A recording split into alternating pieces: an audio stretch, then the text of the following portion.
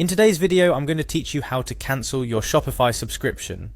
Whether you're winding down your online store or shifting to another platform, understanding how to properly cancel your Shopify subscription is crucial. The process is straightforward, and I'll guide you through each step to ensure you can complete this task easily and confidently. First things first, make sure you have your Shopify login details handy, as we'll need them to access your account. Ready? Let's dive in. Begin by navigating to the Shopify website. It's important to start from the official site to avoid any security issues. Once you're there, you'll notice a login button. Click it. This is your gateway to access the administrative side of your Shopify store, where all the magic happens, from managing products to, in our case, cancelling subscriptions. After clicking login, you'll be prompted to enter your email address. Make sure to use the email associated with your Shopify store. It's a common mistake to use a personal email that isn't linked to your account, leading to unnecessary confusion. Following the email step, it's time to input your password. Make sure to type it correctly. Remember, passwords are case sensitive. After entering your password, hit the login button to proceed. If you've forgotten your password, don't worry. Shopify offers an option to reset it, ensuring you're not locked out of your account. Once logged in, you'll be taken to your store's homepage, often referred to as My Store Home. This dashboard is the heart of your Shopify experience, showcasing everything from sales statistics to alerts. However, our focus today is elsewhere, so let's move on. Navigate to the Settings option, typically found at the bottom left of your dashboard. Shopify's settings section is incredibly detailed, allowing you to control every aspect of your store.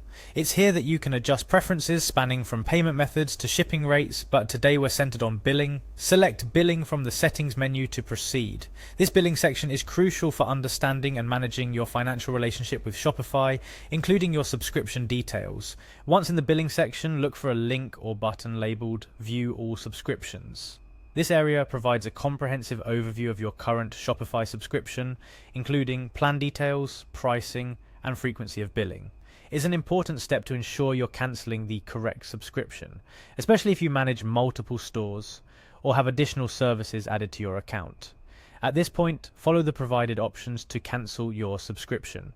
Shopify's interface is designed to be user-friendly, so this should be straightforward. However, be aware that based on your billing cycle, you may have access to your store until the end of the billing period you've already paid for. Additionally, it's worth noting that if you have any pending charges, such as for apps or themes you've purchased via Shopify, those will likely need to be settled before you can fully cancel your subscription. Shopify might prompt you for feedback or to offer alternatives instead of cancellation. Take a moment to consider these options, as Shopify often provides deals or support to help keep your business running on their platform. Of course, if your mind is made up, proceed with the cancellation. And that's it. You've successfully navigated the process of cancelling your Shopify subscription. It's a simple but important process to understand, especially to avoid any unintended billing or service disruptions. Remember, closing your Shopify store is a significant decision. Before you finalize this process, ensure you've backed up any important data from your store, such as customer information, order histories, and product details. Shopify typically provides a grace period for reactivating your store should you change your mind, but it's better to be safe and have everything you need saved elsewhere.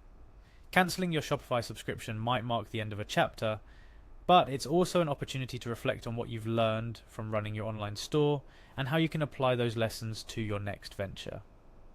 Thank you for joining me in today's tutorial.